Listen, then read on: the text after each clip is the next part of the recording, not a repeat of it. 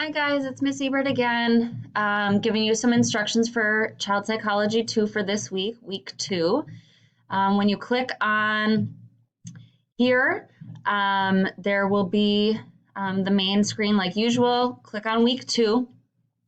This week your goal is to explain the physical, intellectual, emotional, and social developmental milestones for 3, 4, and 5-year-olds.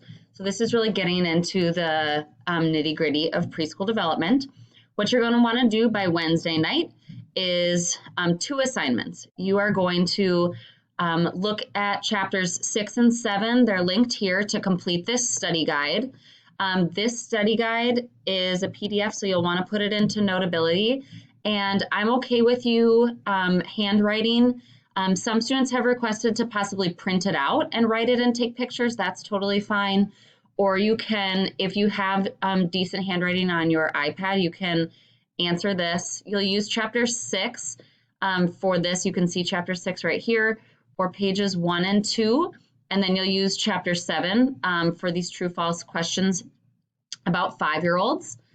Then you'll want to go back to the home screen for the next assignment, which is to use this reading that I have provided. So I put together the main things that I want you to know about preschool development in this packet. So you'll open this up. You'll want to read through it. And this is really important. So you'll want to look at, why do we teach about science to young children? Why do we read stories? Why do we do music and movement activities? And then looking at what are children doing, or what are they learning when they're doing certain things. So look at all that. And then you'll get to the 3-year-old section. So I've got this broken down by age. Now remember, all children work at different paces and learn at different paces. So you might have a 3-year-old that can or cannot do some of these things. And then you'll look at 4-year-olds and 5-year-olds. These are typical things that a child would be able to do by the end of their 3rd, 4th, and 5th year.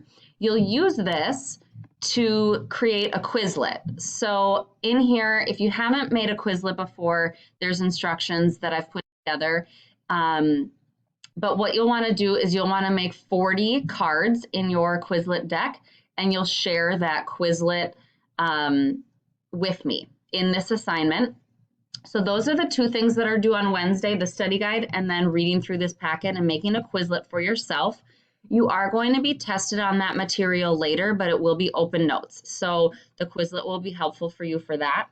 And then by the end of the week, we're going to do another choice board activity. So make sure that you select a different activity than you did for week 1. You'll need to do a different one every time. And we've still got those same 8 in there. So I hope that you enjoy doing the choice board activities, and please email me and reach out if you have any questions.